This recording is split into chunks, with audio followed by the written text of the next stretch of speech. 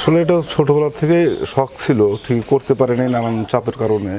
ঠিকই মাঝখানে অ্যাক্সিডেন্ট হওয়ার পরে তার পরবর্তীতে ৬-৭ মাস পরে এটা শুরু করছি আর কি। অ্যাক্সিডেন্ট হয়েছিলেন? জি জি। অ্যাক্সিডেন্টটা কিভাবে হয়?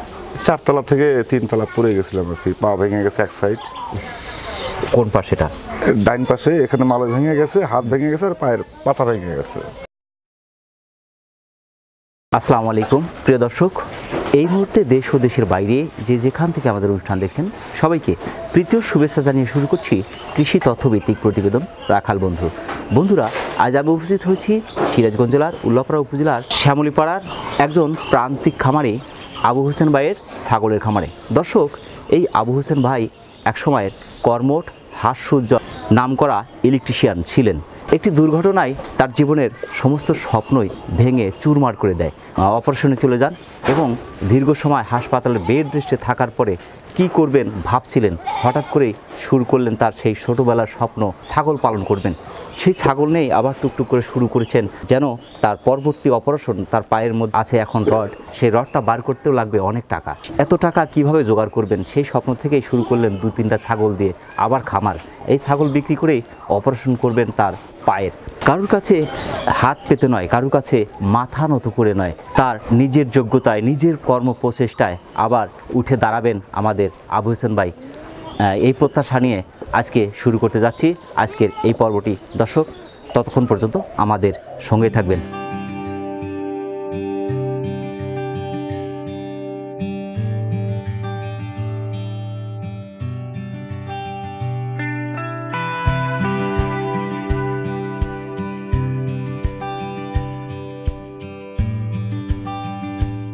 যারা এই ভিডিওটি দেখছেন এখন পর্যন্ত সাবস্ক্রাইব করেননি, দয়া করে সাবস্ক্রাইবটা করে নিন। আর যারা করেছেন তাদের প্রতি রইল অন্তরের অন্তঃস্থল থেকে দোয়া এবং ভালোবাসা। আসসালামু আলাইকুম। ওয়ালাইকুম আসসালাম রাহমাতুল্লাহ। আবু হোসেন ভাই, ভালো আছেন আপনি? জি আলহামদুলিল্লাহ। আলহামদুলিল্লাহ আমরা ভালো আছি, যার কারণে বিশেষ করে আপনার ছাগল দেখতে আসা। এই প্রান্তিক পর্যায়ে আপনি কিছু ছাগল নিয়ে কাজ করছেন, মোটামুটি ব্ল্যাক বেঙ্গল এবং ক্রস, তারপর খুবই ভালো লাগছে। তো সেই ক্ষেত্রে আমার জানতে এই মুহূর্তে যেটা ইচ্ছা করছে আবু হোসেন ভাই, যে ছাগল পালন করছেন, এই ছাগল পালনের সাথে কত বছর আগে কীভাবে শুরুটা করা? আসলে এটা ছোটবেলা থেকে শখ ছিল, ঠিকই করতে পারিনি নানান চাপের কারণে। ঠিকই মাঝখানে অসুস্থ হওয়ার পরে অ্যাক্সিডেন্ট হয়েছিলাম, অ্যাক্সিডেন্ট হওয়ার পরে তার পরবর্তীতে ৬-৭ মাস পরে এটা শুরু করছি আর কি। অ্যাক্সিডেন্ট হয়েছিলেন? জি জি। অ্যাক্সিডেন্টটা কীভাবে হয়? ৪ তলা থেকে ৩ তলা পড়ে গেছিলাম আর কি। পা ভেঙে গেছে এক সাইড। কোন পাশেটা? ডাইন পাশে। এখানে মালা ভেঙে গেছে, হাত ভেঙে গেছে আর পায়ের পাতা ভেঙে গেছে। এটা কি একটু দেখা যাবে এখন? এখন এটা এই যে গোড়ালি ভাঙা আছে, এখানে এখানে অপারেশন আছে। এই হাতটা ভাঙা আছে। এই হাতটা ভাঙা এখানে? হ্যাঁ, এক সাইড পুরো ভেঙে গেছে আর কি। এই সাইডটা ভাঙা? জি। লোহাও লাগানো আছে ভিতরে? এটা এখানে অপারেশন আছে। হ্যাঁ হ্যাঁ হ্যাঁ, অপারেশন আছে ওখানে? জি জি। আর লাগানো আছে, রড লাগানো, রড আছে ভিতরে? জি। রডটা তো খোলা হয়নি? না, ওটা খুলবো ৩ মাসের মাথায় খুলবো আর কি। ৩ মাসের মাথায়? জি। টাকা পয়সা, অনেক টাকা পয়সা তো প্রয়োজন। তাও ৭০-৮০ হাজার টাকা দরকার। আপনি হাস্যোজ্জ্বল মানুষ, মিশুক মানুষ এবং ইলেকট্রিক কাজ করতেন। জি। ইলেকট্রিক কাজ করতে করতে হঠাৎ করে আপনার পড়ে গেলেন? পড়ে গেলাম ৪ তলা থেকে ৩ তলা। ৪ তলা থেকে 3 তলায় পড়ে গেলেন? জি। অ্যাক্সিডেন্ট হয়ে গেছে। তারপর হাসপাতালে ছিল কতদিন? হাসপাতালে ছিলাম আপনার ২০ দিনের মতো। এই সময় তো আপনার সংসার অচলই হয়ে গেছে। তারপরে দীর্ঘ ৮ মাস শুয়ে থেকে বেড রেস্টের মতো চলছে। দীর্ঘ সময় মোটামুটি যা ছিল সবকিছু শেষ হয়ে গেছিল। তখন খামারি চিন্তা ভাবনা করছিলাম। অ্যাক্সিডেন্ট হওয়ার পরে সব শেষ। তার মাঝখানে আবার আমার আম্মার অসুখ হয়েছিল, ওখানে পরে ৭ লক্ষ টাকার মতো গেছে। ক্যান্সার ধরা পড়ছিল আর কি আমার আম্মার। ভিতর থেকে রডটা খুলতেও তো টাকার প্রয়োজন, সেটা আপনি কিভাবে ব্যাকআপ দিচ্ছেন? ব্যাকআপ দিচ্ছে যে ছাগল কিনছি, বেচতেছি, কালেকশন করতেছি, এরকম করে আমি 3 মাসের মাথায় অপারেশন যাবো আর কি, আল্লাহ চাইতে। মানে তারপরেও চিন্তা আছেন যে কারোর কাছে হাত পেতে নয়? জি, কারোর কাছে হাত পেতে করার নিয়ত নাই। যত কষ্টই হোক নিজেকে দাঁড় করাতো। আচ্ছা, আল্লাহ আপনার মনোবাসনা পূরণ করুন। এখন যে আপনার ছাগল পালন করছেন, মোটামুটি যে ৬-৭ মাস হলো শুরু করা, হাসপাতাল থেকে ফিরে টুকটুক করে যে কিভাবে? হাসপাতাল থেকে যখন আমি একটু হালকা সুস্থ হয়েছি, তখন থেকে দেখলাম যে আমাকে কিছু টাকা আছে, তখনই আমি খামারের চিন্তা ভাবনা করি। এবং আমার নিয়ত ছিল একটা হাই জাতের কস ছাগল ব্যবহার করা, কারণ আমার অরিজিনাল ছাগল এখন পর্যন্ত কালেকশন অত টাকা আমার কাছে নাই। আচ্ছা, এর জন্য আমি কস জাতীয় যে হরিয়ানা কস, দফরি কস, এগুলা কেনা ঠিকই অত তো টাকা নাই আমাদের। এর জন্য আমি দেশি ছাগল দিয়ে বিভিন্ন জাতের ছাগল নিয়ে আমি শুরু করছি।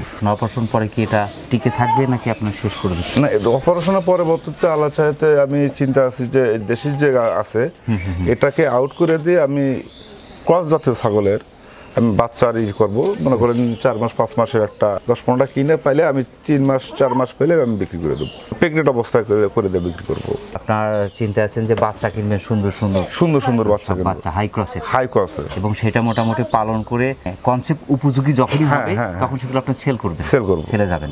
জি, এরকম পরিকল্পনা আসলে আমাদের দেশে এরকম খামারি কিন্তু খুব কমই আছে বলা যায়। আমাদের দেশে যেগুলো পাওয়া যায় ম্যাক্সিমাম গুলোই ব্যাপারী আর হাট থেকে সংগ্রহ করছে, তারপর এসে বিক্রি করছে। কিন্তু আপনার পরিকল্পনা হচ্ছে ভিন্ন, যে আমি বাচ্চা নিয়ে আসবো, সেগুলো সুস্থ সবল এবং সুন্দর দেখে বাচ্চা সংগ্রহ করবো এবং সেগুলো মোটামুটি 3-4 মাস রাখার পরে আমি ছেড়ে দেবো। তো সেই ক্ষেত্রে যারা বিশেষ করে খামার করতে আগ্রহী, আমাদের বাংলাদেশে অনেকেই আছে নতুন উদ্যোক্তা খামার করতে চাচ্ছে, তাদের জন্য এটা কাজ দেবে বিশেষ করে। হ্যাঁ, এটাতে আপনার মনে করেন একটা ছাগল যদি আপনার 8-10 হাজার 12 হাজার টাকা কেনা যায়, সে যদি 3 মাস 4 মাস পালন করে যদি বিক্রি করে 20-25 হাজার টাকা দাম আসবে। হাই কস্ট আপনার মনে করেন যে 20 থেকে 25 হাজার টাকা আসবে। আসলে আমাদের দেশের যা ভাবা, সেক্ষেত্রে হাই কস্টটা পালন উপযুক্ত। যখন একটা ছাগল কিনলাম 50,000-60 হাজার টাকা একটা আপনার তোতাপুরি কিংবা হরিয়ানা ক্রস কিংবা বিটল, তখন হচ্ছে একটা ছাগল যদি অ্যাক্সিডেন্ট হয়ে যায়, ছোট্ট একটা খামারি লস খাওয়া যাবে। হ্যাঁ, বিশাল একটা লস খাওয়া যাবে।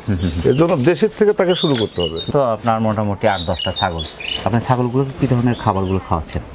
আমি এই ছাগলটাতে আপনার প্রথম অবস্থায় একটু পাতা কিনে খাওয়াইছি, তারপরে আপনি এটা চলে গেছে হলো খেরের সিস্টেমে খড়কা খাওয়া।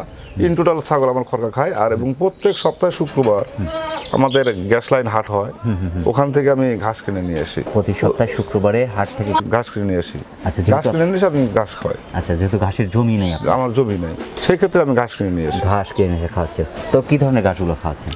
এটা আপনার লিপিয়ারের জাতীয় ঘাসগুলো। হ্যাঁ, ছোট ছোট কাটি দিয়ে খাওয়া দিতেছি। আর খড়টা আপনার ভাঙা নিয়ে আসছেন? খড়টা ভাঙা নিয়ে এসে চালে নিয়ে এসে আপনার চিটা গুড় আছে, বিট লবণ আছে, ভুসি আছে, গমের ভুসি আছে, গম আছে, ভুট্টার গুঁড়ো আছে, এটাতে মিক্স করে দিয়ে তারপরে খাওয়াই। মাথায়দের কয় বেলা দিচ্ছেন?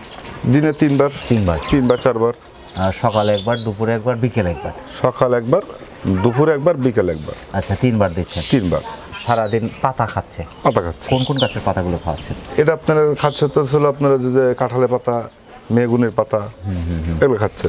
আবার যদি না হয় পাশে কলা গাছ আছে, কলা গাছের পাতা খায়। আম গাছের পাতা খায় না। আম পাতা, জাম পাতা এগুলো খায়? এগুলো খায় না। 3 ধরনের গাছের পাতা খাচ্ছে না, আরো বহু ধরনের পাতা খাচ্ছে। ঠিকই, আমি আসলে 3 ধরনের পাতা খাওয়াচ্ছি। এই যে 7 মাস হলো পালন করছেন, এগুলো তো ভ্যাকসিন তো করা আছে?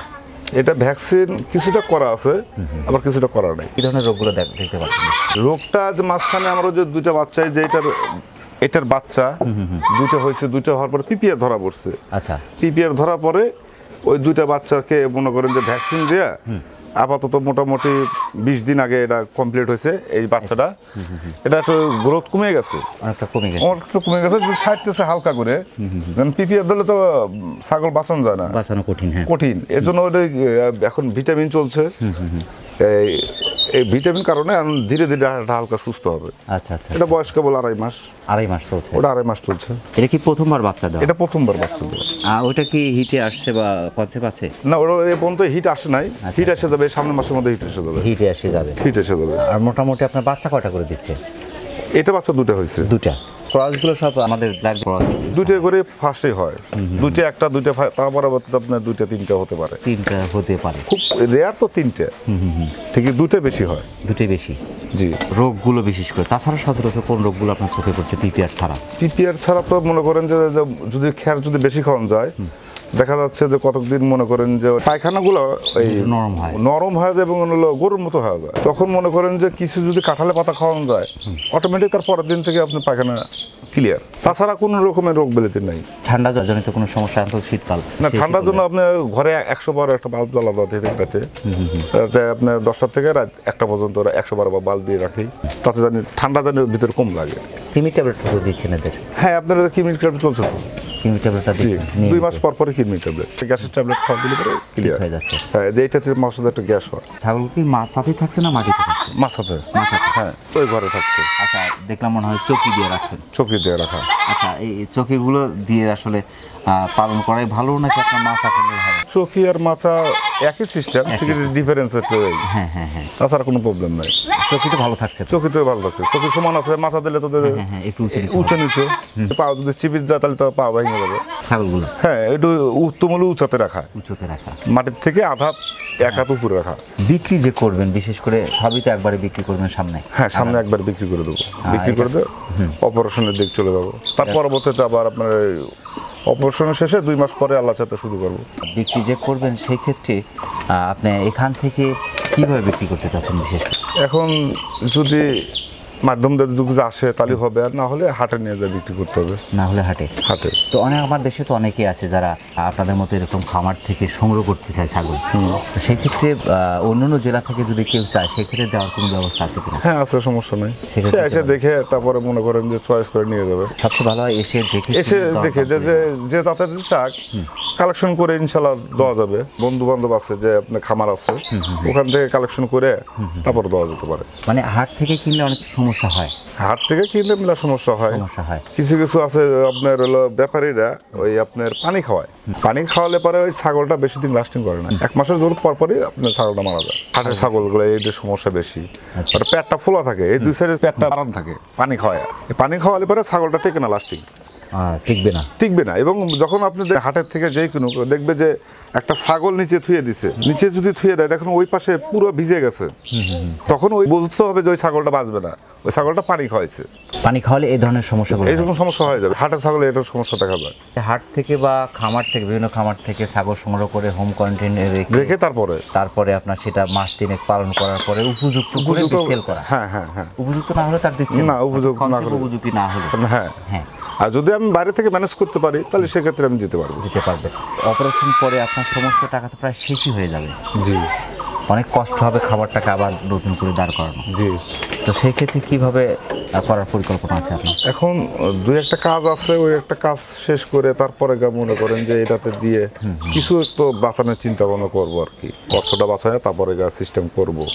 শুরু করতে একটু কষ্ট হবে। তা বুঝছেন ভাই, আপনার তো এখানে পাঠা নেই, সবগুলোই পাঠি, একটা খাসি আছে, বাচ্চার খাসি আছে, একটা খাসি, একটা পাঠির বাচ্চা, একটা বাচ্চার বাচ্চা। এই যে এখানে একটা ছাগল দেখতে পেলাম আপনার বাচ্চা। জি, ওটা আপনার তো 3 মাস পরে সেল দিবেন? ওটা 3 মাস পরে। আপনার বাচ্চার চেহারা কিন্তু খুবই সুন্দর, দেখতে কিন্তু খুবই সুন্দর। জি, ওটা হলো যত সম্ভব বিটলের ক্রস, এবং হাইট ওয়েট এখনই যে সুন্দর দেখছি। 3 মাস পালন করার পর কত টাকা দাম হতে পারে? 3 মাস পালন করার পর আপনার 20-25 হাজার টাকা আসবে। 20-25 হাজার টাকা দাম আসবে। জি, এইটা অনেক বড় সাইজের। হ্যাঁ, এটা মন্ডি জাত, অনেক বড় জাত। এটা আপনার প্রথমত 2টা দিছে, পরে 3টা দিতে পারে। 3টা দিতে পারে। জি, এটা মন্ডি জাতের। যারা বিশেষ করে খামার করতে চাচ্ছে তারা এ ধরনের ছাগল সংগ্রহ করলে সবচেয়ে ভালো। এটা আপনি সবই খাবার খায়, যেটা দেবেন সেটাই খাবে। সব ধরনের খাবার, সব ধরনের খাবে, মানা নাই। ঠিক আছে আবু হোসেন ভাই, আপনার সাথে কথা বলে আমার অনেক ভালো লাগলো। আমাদের রাখাল বন্ধু চ্যানেলের পক্ষ থেকে আপনাকে অসংখ্য ধন্যবাদ। সেই সাথে আপনার এই ছাগল খামারে এবং সেই সাথে আল্লাহ যেন আপনাকে সুস্থতা দান করেন, পূর্ণ সুস্থতা দান করেন, এই আশা রেখে আজকের মতো বিদায় নিচ্ছি। ভালো থাকবেন। আসসালামু আলাইকুম। ওয়ালাইকুম আসসালাম। প্রিয় দর্শক, আবারও সকলের সুস্বাস্থ্য এবং দীর্ঘায়ু কামনা করে আজকের মতো আমাদের আবু হোসেন ভাইয়ের ছাগলের খামার থেকে বিদায় নিচ্ছি। সকলে ভালো থাকবেন, সুস্থ থাকবেন। আল্লাহ হাফেজ।